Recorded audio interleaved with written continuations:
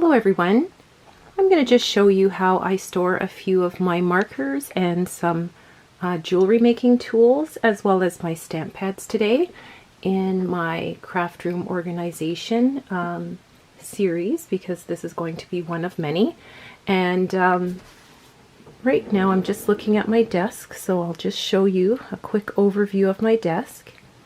And underneath my desk I have a few files with some scrap papers and some scrap booking papers, but I'll look at those in another video.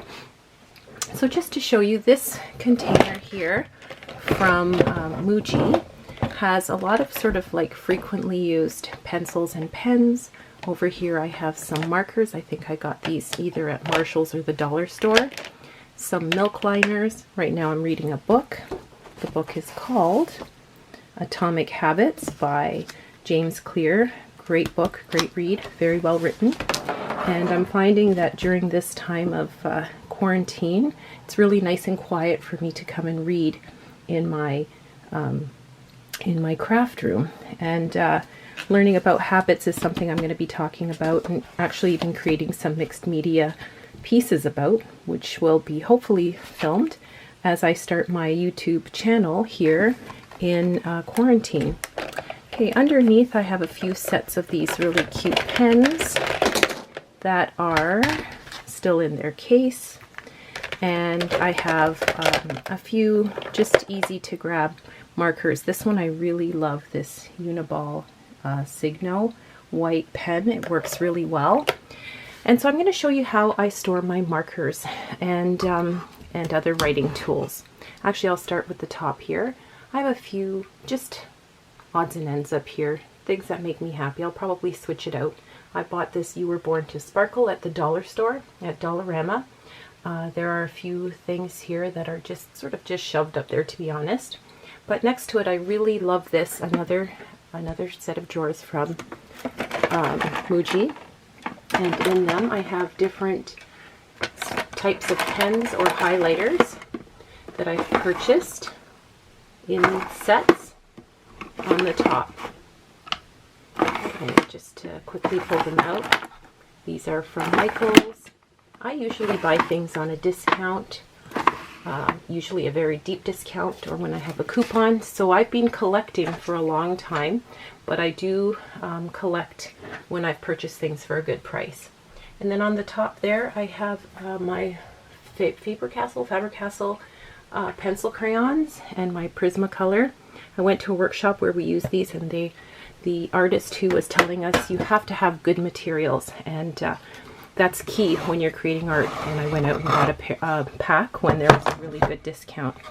I like these drawers from IKEA, so I have two of them. One I painted a very long time ago, and painting it actually makes it stick a little bit, so I did not do a good job. But I do love that you can pull them out and use whatever you need. So in here I have oil paint markers, and next to it I have chalk markers. Got those at the Dollar Tree, most of them. Underneath there I have different glitter markers, some Jane Davenport and again other ones. In here I've got glue pens. Below that I've got chalk pencils. And next to that I have some of the Martha Stewart metallic markers, or sorry, Jane Davenport as well. Over here I have the Martha Stewart craft markers. I bought a set a long time ago. Some of them look like they're probably drying out. I'll have to go through them. And over here I have some dual tip markers. In here I have gel pens. I used to love working with gel pens. In here I have some specialty markers, in particular the Pitt Artist pens. And over here I have Copic markers. And at the bottom here I have some Tombow pens and different pens, dual tipped as well. And again, I like to buy these when they're on sale. So sometimes I'll look up how much something was worth originally and pick it up if it's a good price. I know that's terrible. I have to stop. It's almost like I'm more of a collector than a crafter. So having this time to really focus on sorting out my materials with the goal of getting things done and using them up is really important to me.